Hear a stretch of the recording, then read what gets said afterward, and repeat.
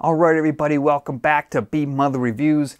Today we've got, pun intended, an absolutely massive release from Prime 1 Studio. This is of course the 1/3 scale Superman Hush statue. I gotta thank my friend Adam for loaning this statue for review. For those who don't know, Hush is a Batman story from the comics. Issue 608 to 619 came out back in 2002. So it's been collected many times over, all sorts of different formats. And if you haven't read it, go out, get a copy. It's a fantastic read. Now, great story by Jeff Loeb. I like it because it's a little bit mysterious. You got the title character Hush, who at the time was this mystery villain. Nobody knew who he was, where he came from, or what he wanted. And more importantly, illustrated by Jim Lee. Fantastic artwork in this series. It's got some iconic moments, including the Batman and Catwoman kissing scene. You may remember DC Collectibles turned that into a statue a few years back. So fantastic comic book series, and huge cast of characters in it. You got pretty much everybody, including Superman, who plays a fairly big role, I guess, in the series. So Superman, he's kind of a funny character in the statue world. There's really isn't the definitive Superman statue where collectors point to and say, yes, that is the one to own. For being such kind of a simple character design, I mean, he's just got a regular human face. He's really hard to nail down. I mean, a lot of people want him to look just like Christopher Reeve. Some people want that kind of old school Alex Ross, kind of 1930s strongman style. Some people want a younger, more athletic looking Superman. So that's why for me, Jim Lee's style is the one that a lot of people gravitate to, because it kind of takes elements from all of those different styles and combines them into one. He's sort of middle-aged, not too young, not too old. He's got that big bulky look, but he's very muscular and athletic. So you kind of get all of that wrapped up into one. So that's why when this statue was revealed, I think a lot of people were super excited for it. And it was really popular, sold out fast. There's two versions. You got the fabric cape version, which you see here. There's also a sculpted cape version, which is just sort of starting to ship now.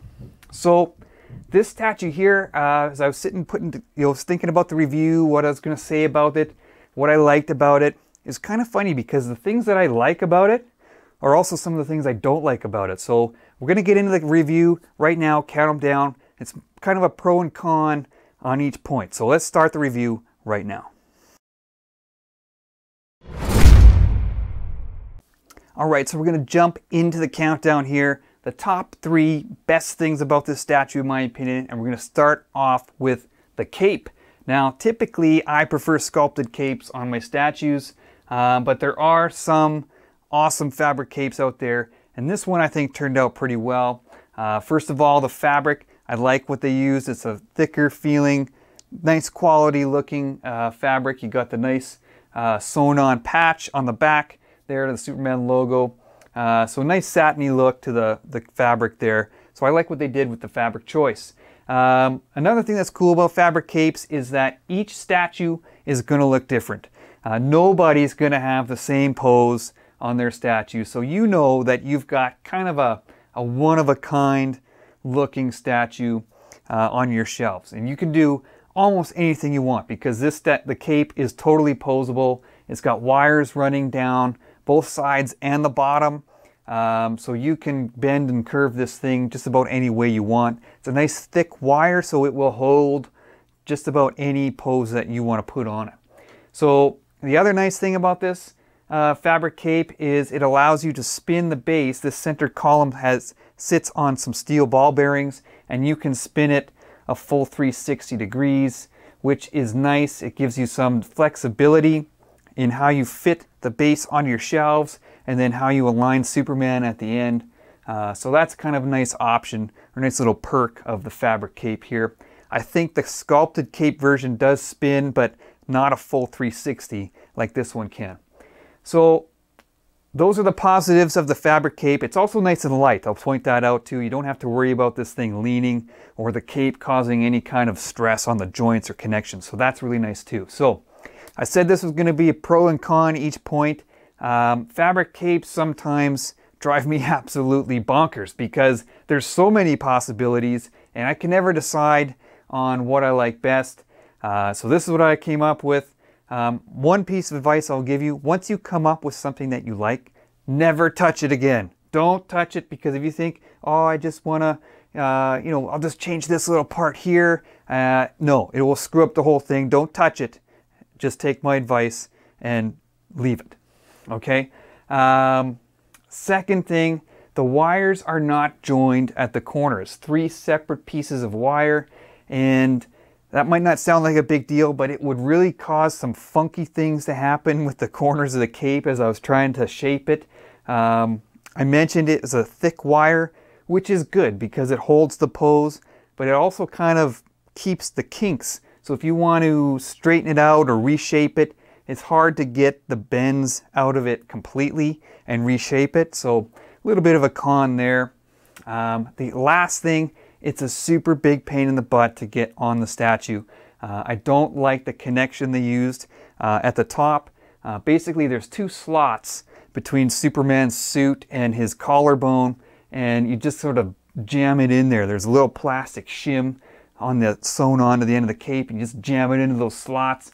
And it's not the best connection. The shims are kind of already coming off on this particular one here, so I don't really love the connection. But overall, I think the cape is a positive, especially with the variety of different poses that you come up with. So at number 3, I say the cape. Okay, so moving right into number 2 on the countdown here. When you first lay eyes on this statue, you're just going to stare at it in awe, because this statue has absolutely incredible size and amazing presence. I actually, you'll notice I'm standing up for this review because it's just so big. It would dwarf me if I was sitting down. This statue is going to dominate whatever room you decide to display it in. It's going to be an absolute centerpiece of your collection. I mean, it's got incredible bulk. When I walked into Adam's basement to pick this statue up, I had to take a step back and just kind of like take it all in, because it immediately is going to grab your eyes and grab your attention as soon as you see it. Now, with that size comes a nice quality feeling engineered statue, quite heavy as you'd expect for a statue of this size. Most of the weight in the base seems to be in the center column, which is a separate piece, has a big metal rod that fits into the base, sits on some steel ball bearings that allows it to rotate, as I showed earlier. Superman himself, also quite hefty, feels like a nice quality cast. Big metal rod down his right leg that inserts into that column. I don't expect any issues with this statue long term, stability wise, especially with this fabric cape, which is nice and light. Now, on the flip side of that, at 42 inches tall, 27 inches wide to these angels here, it might simply be too big for many collectors to display. It's really large. I'm looking at around my basement here and in the next room. I just don't think I would have anywhere to put it in my current display. So the statue is incredible. It's absolutely eye-catching, amazing presence, as I said, which is a huge plus for this piece. But at the same time, I think it might just simply be too big for a lot of collectors. Alright, so before we move into number 1 on the countdown here, I do have a few things to critique about this piece. So we'll start with the base. Now, if you've read the story, you know that Poison Ivy plays a huge role in it. She has influenced Superman with her mind control powers. So you get this ivy all around the base as kind of a reference back to that part of the story. Now, the problem is that the paint job on these vines and leaves is kind of subpar, in my opinion. It's got a very glossy finish. It looks very fake and plasticky. So I think that could have been done quite a bit better. Now, luckily, it's kind of obscured when you display it from the front like this, so it's not a huge drawback for the piece. Now, sticking with the ivy theme, you'll notice the wreath around his neck. Now, that was originally going to be hard sculpted into his neck, but they opted for a separate piece. It actually comes in 2 pieces. You can take it off the statue which I am very happy about because I think that this is the best look for the piece. I like the badass heat vision look. Now the problem is that, you know, these are plastic, so it's good on one hand because they won't break, but you know, they do look and feel like cheap plastic. So luckily, if you don't like that look, you can take them right off and you don't have to display it. Now looking at Superman, the skin tones between his face and his hands, it doesn't quite match. You know, on the hands you have that translucent resin look, that realistic skin effect. I really like the paint job on the hands too. It's got that realistic sort of bluish shading around the veins. They look really, really good. The faces look good too, but I believe that they're just a painted polystone, and they're a couple shades darker than the hands, and it is noticeable when you look at the piece. So a little bit of an issue there. Now sticking with the portraits, you do get two sort of regular-eyed portraits, and on both of them, you know, on first glance, they look a little bit cross-eyed to me, and I don't know if it's an illusion because he's got such a heavy pronounced brow, creates a lot of shadowing, and then they did some heavy shading in around the eyes as well.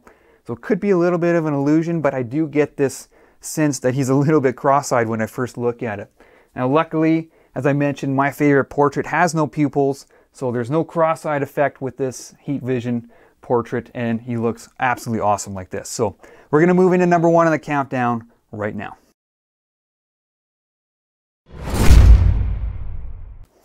Alright, so we have arrived at number 1. What I think is the best part about this statue is the design. First of all, you got the Jim Lee style. I mentioned off the top, a lot of people relate to that because it kind of combines, I think, a lot of elements that are great about Superman. First of all, you got the big, massive, so almost hulking superhero physique. I mean, look at the muscle on this guy. He looks super imposing and intimidating just by being there. This is a superhero. This is the Man of Steel right here. Second of all, I love the pose. This is the same pose. It's almost ripped right out of the pages of the Hush comics. When he first arrives, and he's got poison ivy in his arms and he's possessed and he looks like a total badass. This is the pose right here. This is the Superman power pose. He's basically showing off why he's better than you without really doing anything. Hovering in the air. I mean, he's out of this world. The guy can fly. I mean, he's built like an absolute tank. So great pose here. You know, the flip side of that is it's not a super original pose. It's kind of been done before, but who cares? It looks awesome. So design, pose. Also, you get 3 different portraits, so you can change this up to your liking. I really like the heat vision portrait right here without the ivy, so I'm glad they removed the sculpted in ivy. I want my Superman to look like a total badass, and I think this does that right here. But you get 2 other portraits, you know, without the heat vision. You get the one that's sort of looking down straight ahead that you saw in the last segment, and you get the other one that's sort of in this pose here but with regular eyes. So 3 options for you on the portraits, so nice variety. So number 1 thing about this piece, I think, as I said, the design and the style. This is a powerful Superman and he looks awesome.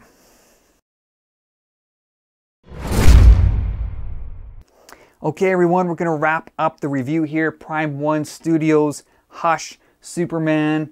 My top 3 best things about this statue. I like the cape. I like that you can get virtually any pose that you want. Each statue is going to be totally unique in that regard, but I kind of have a love-hate relationship with it. If you're like me, coming up with a pose that you like is going to give you a little bit of anxiety along the way.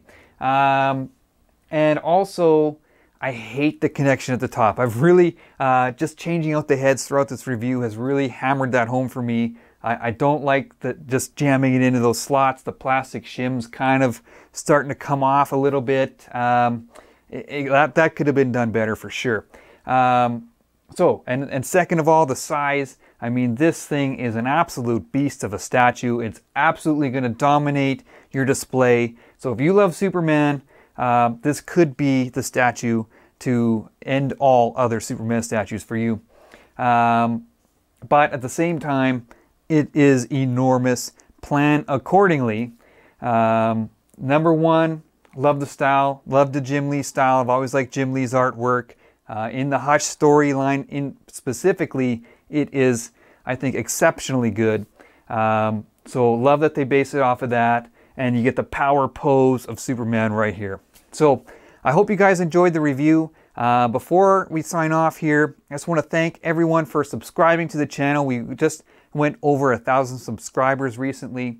And with that, we get the community tab on the main page of the channel. So keep an eye on that. We're going to post some kind of fun polls up there for you to vote on. I'll keep you updated what's coming up next on the channel. I'll post some pictures there as well. So keep an eye on the community tab on the main page of the channel. And I hope you guys enjoyed the review, and we'll talk to you guys soon.